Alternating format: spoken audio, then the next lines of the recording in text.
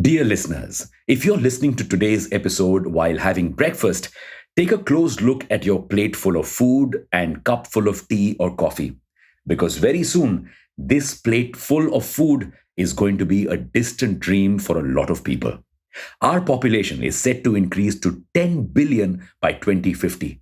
That's 2 billion extra people who will require 56% more food.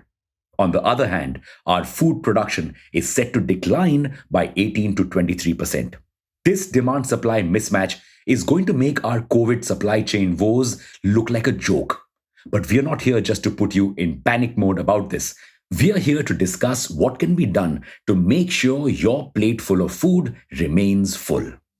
Welcome back to Revolution Read On, a daily podcast where we break down one story from the world of business and finance. Click on the subscribe button to never miss an update from us. Here's your story for today. If you've been following ReadOn for a while now, you know how passionate we are about farmers and the agri-tech space. So we keep researching new innovations happening in this area. And that's when we discovered hydroponics farming. What's that? It's basically farming in water instead of soil. Yes, turns out you don't really need soil to grow plants. You can grow them in nutrient-rich water. And because you don't need soil to plant crops, you can grow more plants in the same space, stacking them all on top of one another. This way, the same stretch of land can produce 240 times more crops. So we can dramatically increase food production. And that's not the only benefit of hydroponic farming. Since this type of farming usually happens indoors in closed setups, plants are exposed to less pests. So hydroponic farming uses 40% less pesticides. This has both health and economic benefits. Farmers currently spend a lot of money on pesticides. Hydroponic farms could considerably reduce their expenditure. And a lot of the pesticides that they use are super harmful for us and can even cause cancer.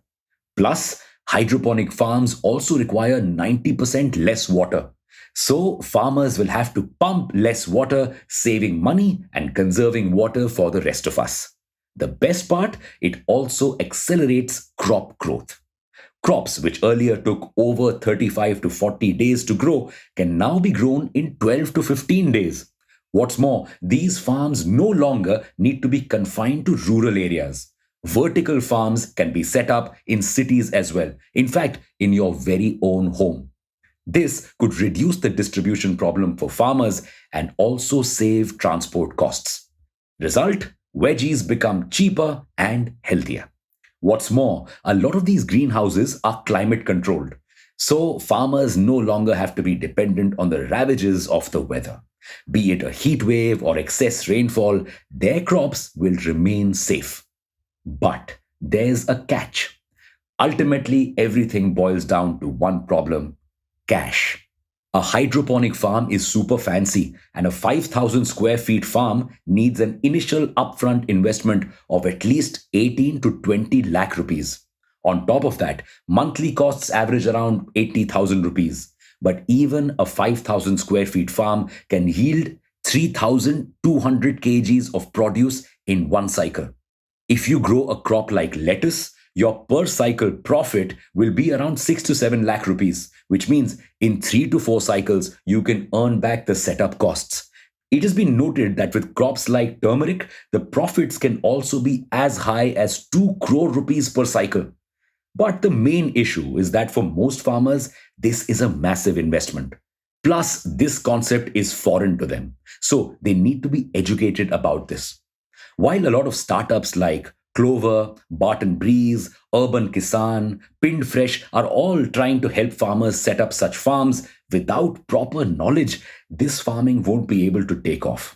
However, the government could provide farmers with subsidies and adequate knowledge to help them set up such farms. This would not just help these farmers, but also increase India's food production.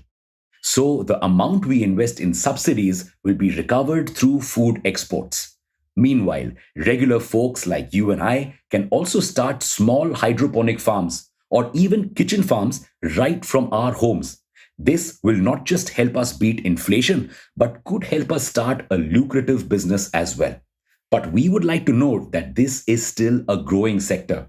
While many countries like Singapore and Australia have used vertical and hydroponic farming to feed its population, we still don't know much about the drawbacks of this kind of farming, if there are any.